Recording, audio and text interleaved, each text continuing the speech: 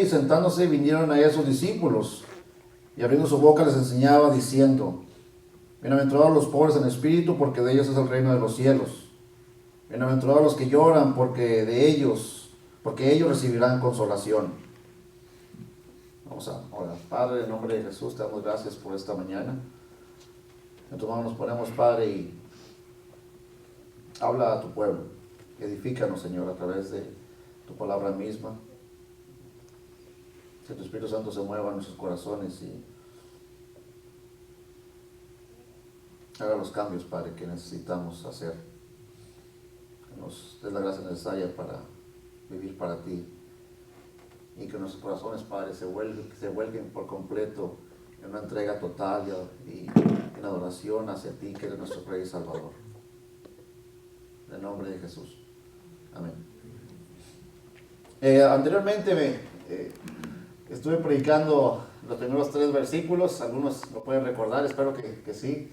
Estamos hablando de que eran bienaventurados.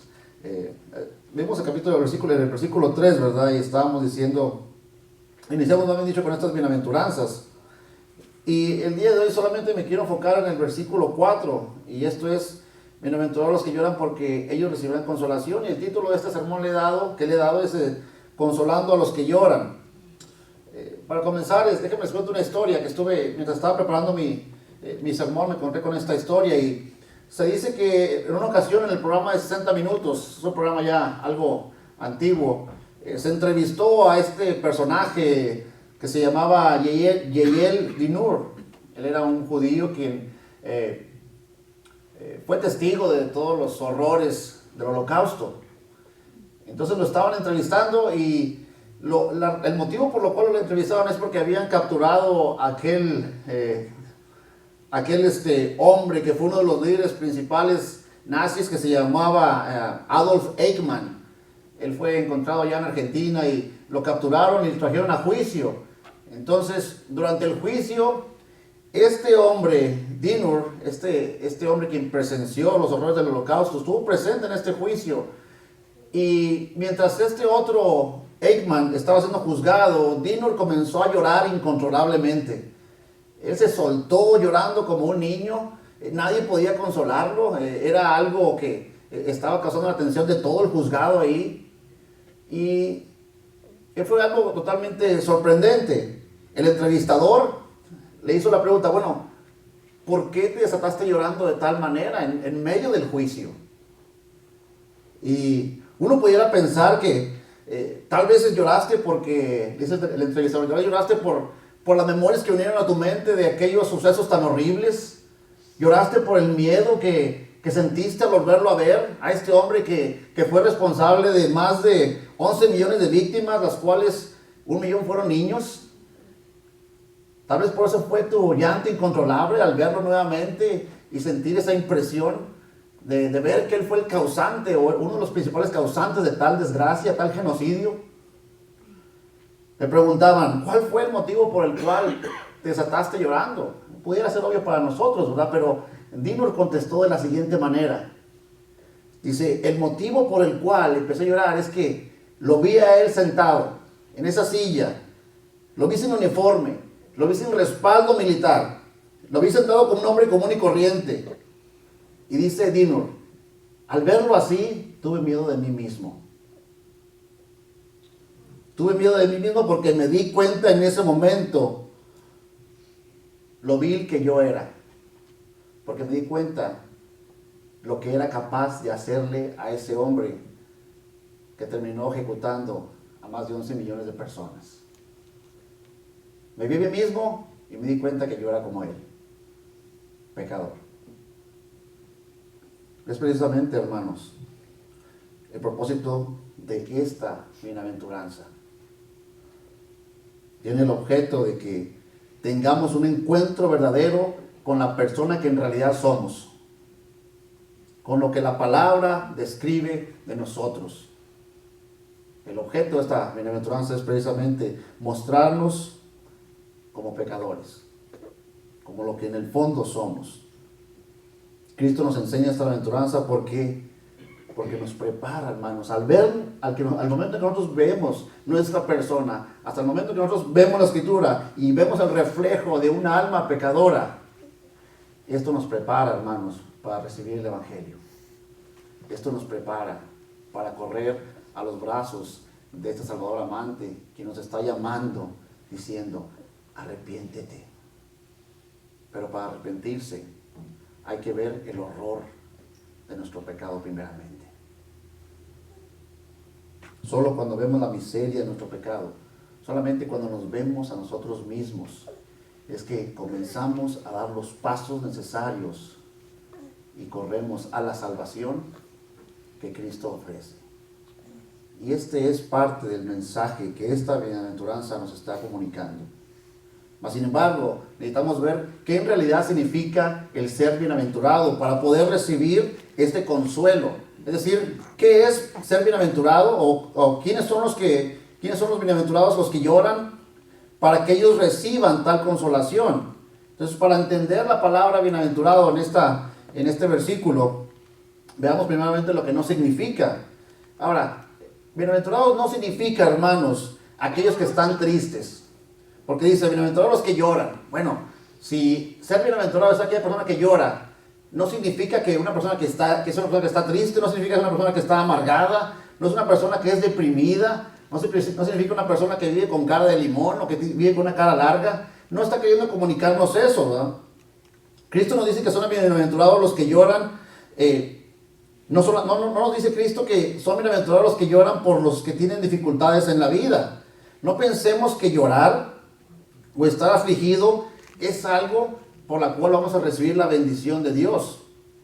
Se puede pensar, a veces pensamos, ¿verdad?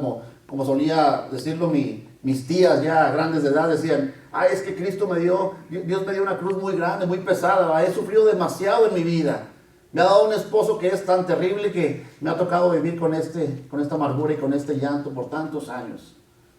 Esa no es la bienaventuranza, esa no es la bendición que esta bienaventuranza está hablando, ¿verdad?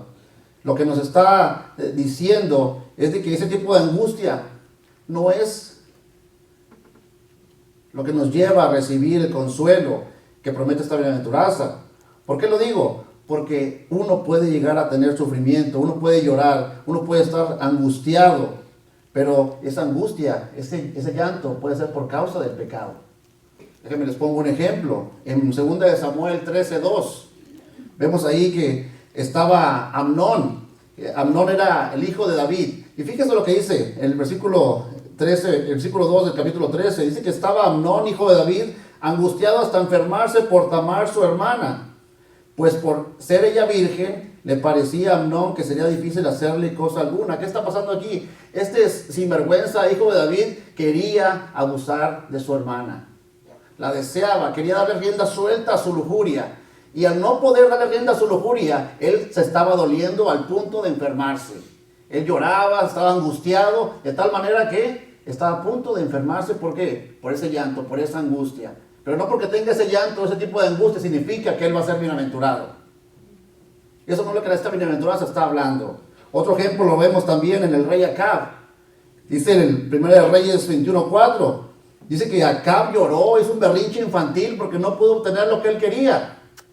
Versículo 4 dice así: y vino Acab a su casa triste y enojado por la palabra de Nabot de Jezreel, que le había respondido diciendo, no te daré la heredad de mis padres, y se acostó en su cama y volvió su rostro y no comió.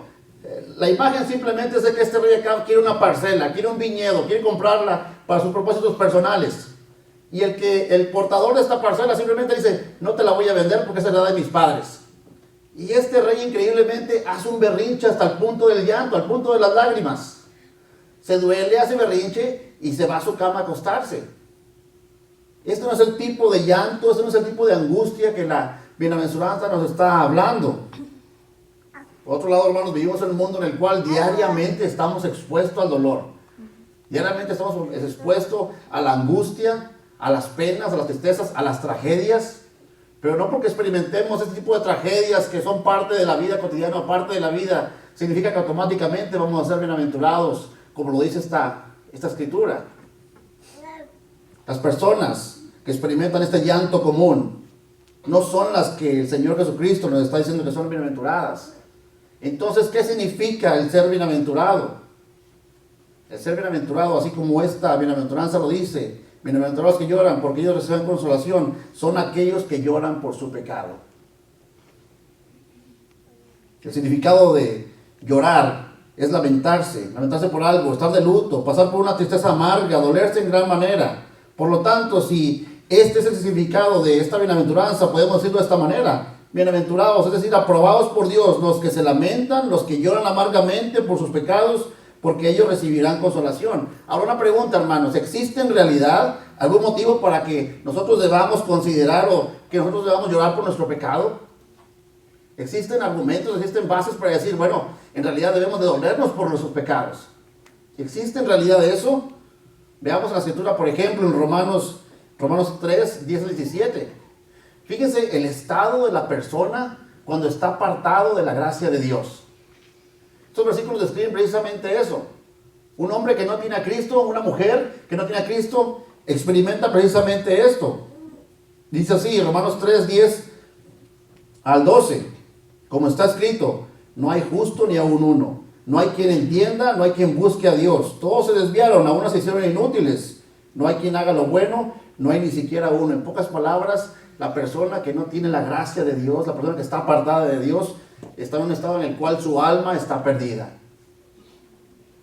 Y no cabe duda, hermanos, que esta es una gran desgracia por la cual debiéramos de dolernos. En segundo lugar, dice el versículo 13 al 14, sepulcro abierto su garganta. Una persona que está apartada de la gracia de Dios es una persona que sus palabras son venenosas, que sus palabras contaminan. Sepulcro abierto su garganta, con su lengua engañan, veneno de áspides hay debajo de sus labios, su boca está llena de maldición y de amargura. No solamente su alma está perdida, sino que sus palabras son venenosas y a la vez sus obras son sangrientas, como dice el versículo 15 al 17. Sus pies se apresuran para derramar sangre. Hay una ansiedad de hacer el mal.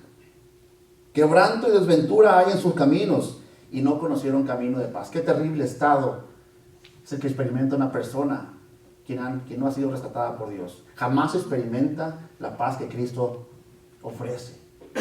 Su camino es de angustia, su camino es de terror, su camino son de horrores, lo cual es algo terrible. Hermanos, por otro lado, es un día tan precioso cuando somos confrontados con esto mismo. Cuando somos confrontados con el hecho de que nuestra alma está perdida, de que nuestras palabras son venenosas, cuando somos confrontados de que nuestras obras son sangrientas, con el único objeto de que nos arrepintamos de esas precisas obras. Y que nos vayamos, que nos abalancemos ante este Dios amante que está dispuesto a perdonarnos y sacarnos precisamente de ese estado. Es un día glorioso.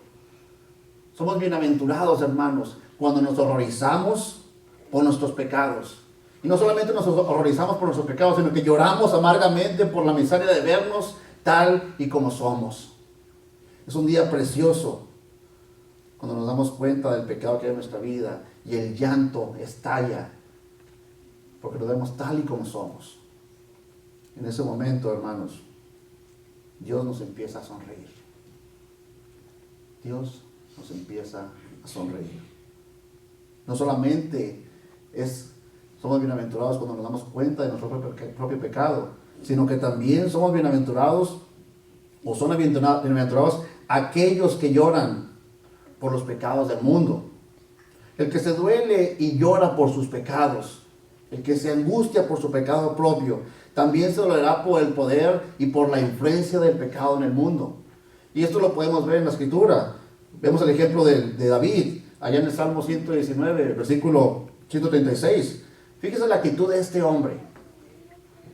Fíjese la actitud de David. Dice, ríos de agua descendieron de mis ojos, porque no guardaban tu ley. Ante la vista de que el pueblo se desviaba de Dios, ante la vista de que el pueblo se abandonaba sus preceptos, esta es la actitud de este rey, esta es la actitud de David. Dice que ríos de agua descendieron de sus ojos, por el simple hecho de que el pueblo de Dios no obedecía sus mandatos.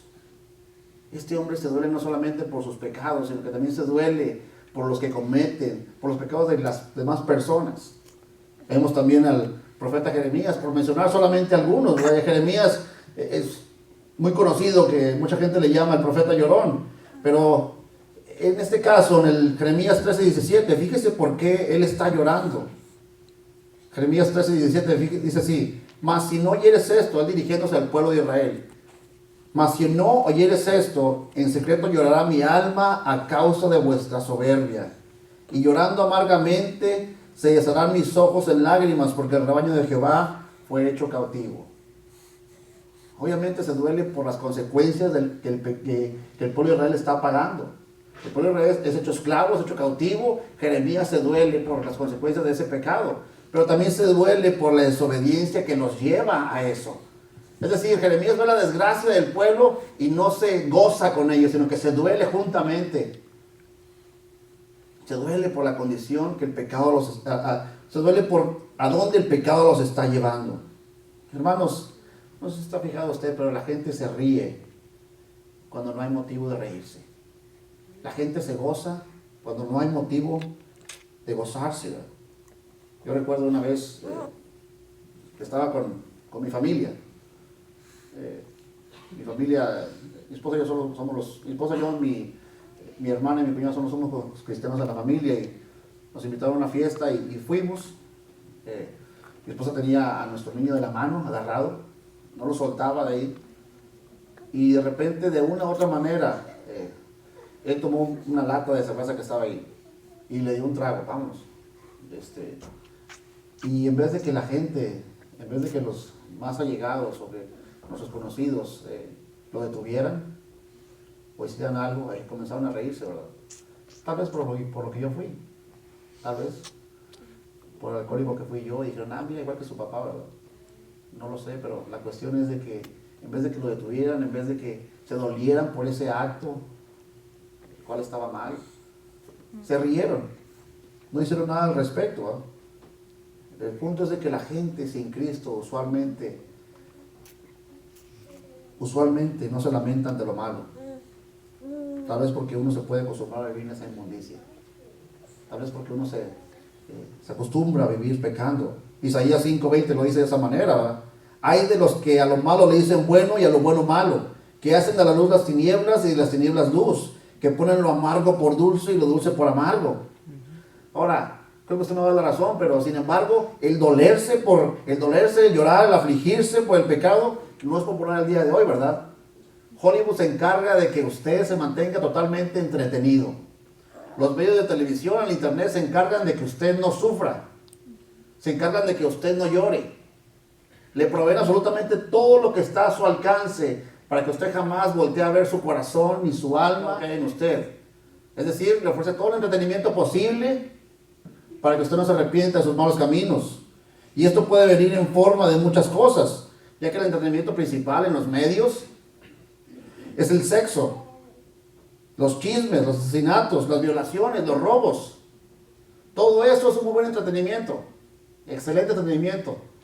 Le ofrece todo eso a ustedes, la industria de los medios, para que usted no llore, para que usted no se duela, para que usted no llegue al punto de arrepentirse por la vida que puede estar llevando. La sensualidad, la violencia, el adulterio, la idolatría, a todo esto le llaman bueno. Y está al alcance de su mano, con un celular, con un control remoto o en el cine. Todo esto está diseñado, hermano, para que usted jamás se dé cuenta del pecado que hay en su vida. Me da la impresión que nos están idiotizando, más dicho, hipnotizando. Todo esto para que usted se ría de lo malo y no llore por lo malo. Usualmente nos reímos de las cosas que nos debieran hacer reír y lloramos por las cosas que debiéramos reír. Mas sin embargo, hermanos, el cristiano se distingue por dos cosas. El cristiano se distingue por lo que lo hace llorar y por lo que lo hace reír. Por ejemplo, déjenle esta pregunta: ¿qué es lo que hace reír? ¿Qué es lo que hace, llorar a nuestros corazones? ¿Qué es lo que hace llorar a nuestros corazones? Por ejemplo, lloramos por la injusticia que la gente experimenta. Lloramos por cómo el pecado cada día se está legalizando en este país. Nos lamentamos cuando un hermano está en desobediencia. ¿Nos duele eso? ¿O es usted uno de los que llora porque tiene que vivir en santidad? ¿Es usted uno de los que hace berrinche y se lamenta porque no quiere servir en la iglesia? ¿Le duele el querer guardar los mandamientos? ¿O qué es lo que le hace reír a usted? ¿Qué es lo que hace reír nuestros corazones? Nos gozamos por las bendiciones que nuestros hermanos reciben, porque vemos que están creciendo en Cristo Jesús. Nos gozamos por la gracia que otros reciben, a ser llamados al ministerio. Nos gozamos, hermanos, porque vemos hermanos que están perseverando en obediencia. Vemos hermanos que están caminando en santidad. O nos reímos y nos entretenemos en el pecado que el mundo nos ofrece. Ahora, algo que tenemos que tener muy claro es que la risa y el gozo son algo muy característico del verdadero cristiano. Pero existe un peligro que debemos de considerar. Es decir, la iglesia está en mal estado cuando la risa abandona el santuario. ¿Qué es lo que quiero decir? Si la risa y el gozo son muy características del cristiano verdadero, y el peligro es cuando la risa y el gozo abandonan el santuario, y me refiero a que en vez de gozarnos en la comunión de los santos, en vez de gozarnos como hermanos en Cristo Jesús, en vez de gozarnos en las cosas de Dios, reemplazamos ese gozo y esa risa y nos gozamos en el mundo. Nos gozamos en los bares, nos gozamos en las cantinas, no sé, en los bailes, en las malas compañías. El punto es de que en vez de gozarnos entre nosotros, entre los hermanos de la fe, en la iglesia, aquí juntos, unidos en comunión, unos con otros, amándonos, empieza a hacer eso y nos gozamos en el pecado. Ese es el gran peligro. Y es algo que tenemos que tener en cuenta, hermanos. El gozo del cristiano, la risa del cristiano, son algo muy especial porque hemos sido rescatados precisamente de las garras del pecado. Porque ahora somos libres, porque no tenemos que volver a la vida que llevábamos antes. Porque no hay nada que nos aparte ahora de la seguridad que tenemos en Cristo Jesús, como dice Romanos 8:33. ¿Quién acusará a los escogidos de Dios? Si Dios es el que justifica. Ya no hay argumento en nuestra contra. Por lo tanto, el gozo debe ser inminente. Ya no hay nadie que nos acuse por nuestros pecados pasados si hemos sido justificados por medio de la sangre del Cordero. Si hemos sido lavados por medio de su sangre, si hemos sido perdonados, ya no hay argumento en nuestra contra. Eso debe producir el gozo y la felicidad en abundancia en nuestras vidas. Versículo 34 dice: ¿quién es el que condenará? Cristo es el que murió, más aún el que también resucitó, el que además está a la diestra de Dios, el que también intercede por nosotros. La esperanza nuestra es una esperanza viva y eterna, al cual algún día estaremos frente a Él cara a cara. No experimentaremos la condenación. Por lo tanto, esto debe producir el gozo interno en nosotros, que nos haga tener comunión unos con otros, buscando la comunión con nuestro Señor y Maestro, con Jesucristo. Antes, en todas estas cosas, versículo 27, somos más que vencedores por medio de aquel que nos amó. El gozo debe ser inminente en nosotros, hermanos, como cristianos. Así que, bienaventurados son los que lloran por sus propios pecados, bienaventurados son los que lloran también por los pecados del mundo. Y la pregunta es esta: ¿cuál es la máxima bendición que obtienen los bienaventurados que lloran? Claramente dice que alcanzarán consolación, pero ¿qué significa? Los que lloran por sus pecados alcanzarán la salvación.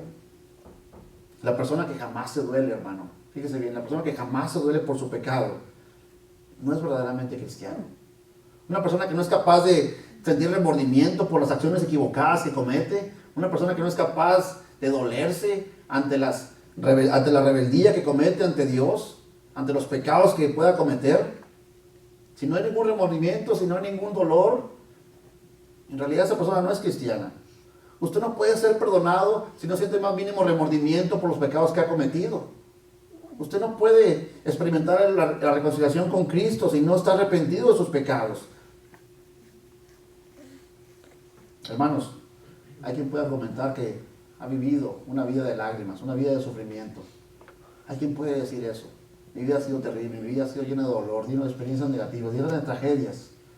Pero la cuestión es esta: lo más triste en esta vida no es un corazón que ha sufrido mucho.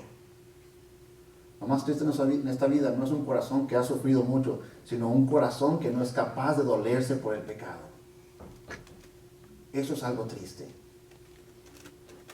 Si usted nunca se ha lamentado por el pecado en su vida, entonces considere detenidamente la posibilidad de que usted tal vez no es cristiano.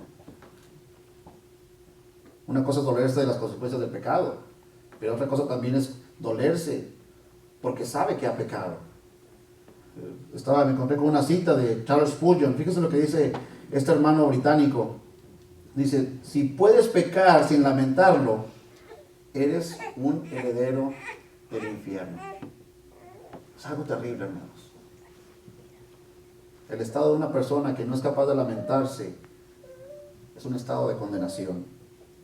Una de las evidencias más preciosas de los verdaderos cristianos es de que estos se duelen por sus pecados y constantemente están viniendo al arrepentimiento ante un Salvador que precisamente murió por eso, para perdonar nuestros pecados, aun cuando hemos sido redimidos. Constantemente Él está ofreciéndonos el perdón, porque su sangre es poderosa para limpiarnos constantemente, ya que Él es fiel. Hermanos, bienaventurados son los que lloran, porque ellos recibirán consolación. La máxima bendición que podemos encontrar en esta consolación es el perdón de nuestros pecados. Es el perdón de nuestros pecados. Los que lloran por su pecado serán consolados, es decir, serán perdonados. Y este perdón, hermanos, lleva a la salvación. Este consuelo que nos habla esta bienaventuranza lo reciben los que lloran. Está basado en el perdón de nuestros pecados. ¿Por qué? Porque al arrepentirnos, porque al donar nuestro pecado, nos vemos confrontados con nuestro pecado y vemos la necesidad de venir a este Cristo, a este Señor que ha muerto precisamente para limpiarnos de esos pecados, para cancelar la deuda que teníamos delante de Él, para ofrecernos, hermanos, la reconciliación tan dulce que necesitamos con el Padre por medio de Jesucristo, para justificarnos delante de Él y cancelar toda falta, toda deuda, todo pecado por medio de Jesucristo. Y habiendo sido justificados, tenemos paz para con Dios. Esa paz en la cual, hermanos, podemos voltear a ver a Cristo, podemos voltear a ver a Dios y saber de que no hay culpa alguna, de que nuestros pecados han sido cancelados. Verlo cara a cara y saber que en realidad todo ese tiempo Él nos ha amado y nos ha extendido la invitación de salvación por medio de su Hijo Jesucristo. Los cristianos, hermanos, somos las únicas personas en el mundo que estamos libres de la culpa de nuestros pecados, porque estos han sido cancelados. Porque otro, es decir, Jesucristo, pagó por nuestra deuda. Porque una vez reconciliados, tenemos paz para con Dios por medio de Jesucristo. La pregunta es esta: ¿quiere usted ser consolado por Dios? Laméntese por su pecado. Llore amargamente por su pecado. ¿Quiere usted ser lleno de gozo? De igual manera, llore y duélase por su pecado. Venga delante de Dios. Venga delante de este Salvador amante, quien está dispuesto a perdonarle. Si en este momento el Espíritu Santo usted le está convenciendo de su pecado, se le está haciendo ver lo que en realidad hay en su corazón, no detenga la obra del Espíritu Santo. Humíllese a sí mismo, dése cuenta de quién es y venga delante de ese Salvador quien se entregó por usted. La evidencia más preciosa de que Él está dispuesto a perdonarle, Él se ha entregado. Dios mismo ha dado a su Hijo para perdonarle a usted y sacarle de ese estado en que se encuentra. Perdonarlo, consolarlo por esos pecados que usted tal vez jamás se ha arrepentido. Me viene la imagen, la historia del hijo pródigo, en Lucas 15, 18 y 20, donde este hijo que despilfarra toda su vida, su herencia, donde llega al punto de vivir una miseria total, dice lo siguiente él, después de haber gastado todo lo que tenía, después de haberse encontrado en la ruina total, después de darse cuenta que en realidad había ofendido de tal manera a su padre. Él dice lo siguiente en versículo 18: me levantaré e iré a mi padre, y le diré, Padre, ya no soy digno de ser llamado tu hijo. Hazme como a uno de tus jornaleros. Y levantándose vino al padre, y cuando aún estaba lejos, lo vio su padre y fue movido a misericordia, y corrió y se echó sobre su cuello y le besó. Este hombre en su miseria se da cuenta que está precisamente en eso, en un chiquero. Está en la ruina. Se da cuenta de ello, y no solamente se da cuenta de ello, sino que resuelve en su vida decir, voy a arrepentirme, me arrepiento y voy a pedir el perdón que necesito. Dice él, me levantaré de mi padre. Es su discurso. Lo tenía planeado ya, lo tenía escrito tal vez en su mente. Me levantaré y iré a mi padre y después le diré, Padre, he pecado contra el cielo y contra ti. Punto número 3, ya no soy digno de ser llamado a tu hijo. Hazme como a uno de tus jornaleros. Él tenía su discurso preparado. Un arrepentimiento genuino, un llanto, un dolor genuino ante la miseria de verse tal y como era, un pródigo. Mas, sin embargo, lo interesante de esta parábola, y hay muchas cosas que podemos hablar de ella, pero algo interesante es de que cuando el padre lo vio a lo lejos, lo ve a lo lejos el padre, este hijo rebelde, dice, cuando estaba aún lejos, lo vio su padre y fue movido a misericordia y corrió y se echó sobre él. ¿Qué escena tan dulce vemos aquí? Al padre abrazando, besando a su hijo descarriado. Lo cual nos da una imagen de lo que Cristo es por nosotros. Él vino a buscar y a salvar, a rescatar lo que se había perdido. Es precisamente lo que Dios hace con nosotros. Hermanos, absolutamente Dios toma, da todos los pasos para que usted venga al arrepentimiento. Él toma la iniciativa, porque Él es un Dios que ha venido a buscar y a rescatar lo que se había perdido. Mas, sin embargo, vemos que este joven ni siquiera da su discurso. Tiene su discurso preparado y el discurso es interrumpido. ¿Ante qué? Ante el abrumador amor del Padre, ante la abrumadora misericordia y compasión que el Padre tiene, ya que se le abalanza, lo abraza, lo besa, en símbolo diciendo, estamos bien. El símbolo de la reconciliación preciosa. Hermanos, nosotros somos enemigos de Dios cuando estamos apartados de Él. Le hemos ofendido, nos hemos rebelado. Mas, sin embargo, Él ha dado el primer paso para realizar la preciosa reconciliación que usted y yo necesitamos. Y la prueba está en la cruz del Calvario, entregando a su Hijo para que la reconciliación tan dulce y preciosa sea una realidad por medio de la fe en Cristo Jesús. Hermano, nuestro Dios nos ama. Le ama y quiere consolarle de esos pecados. Pero tiene que dolerse por ellos. Tiene que ser un dolor genuino. Tiene que sentir la culpa y el peso que estos acarrean, para que su corazón se vea movido ante los brazos de este Salvador amante que está dispuesto a perdonarle y a restaurarle y a reconciliarse con usted. Sea consolado por medio de Cristo. Entregue sus pecados en este momento delante de nuestro Padre amante y Él será presto en perdonar. Padre, en nombre de Cristo te damos gracias porque eres bueno. Oh Dios mío, ¿cómo entender, Padre, tu actitud, tu amor hacia nosotros? En realidad, Señor, solamente gracias, Padre. Gracias, Señor, porque tiene perdón y hay reconciliación, Padre, porque cuando estábamos perdidos, tú nos buscaste y te abalanzaste sobre nosotros y nos besaste, Padre, nos recibiste en tu seno, nos hiciste de tu familia, Padre. Y la esperanza que tienen aquí, Padre, las personas que no te tienen, Padre, es la misma. Obra en sus corazones, Señor. Rescata a aquellos, Padre, que los cuales tú estás obrando en este momento. Trae salvación, Señor, en este momento a aquellos que se han rebelado contra ti, que se rehúsan, Padre, verte tal y como eres, un Dios perdonador, un Dios amante, un Dios que es lleno de misericordia y de compasión. Gracias, Padre.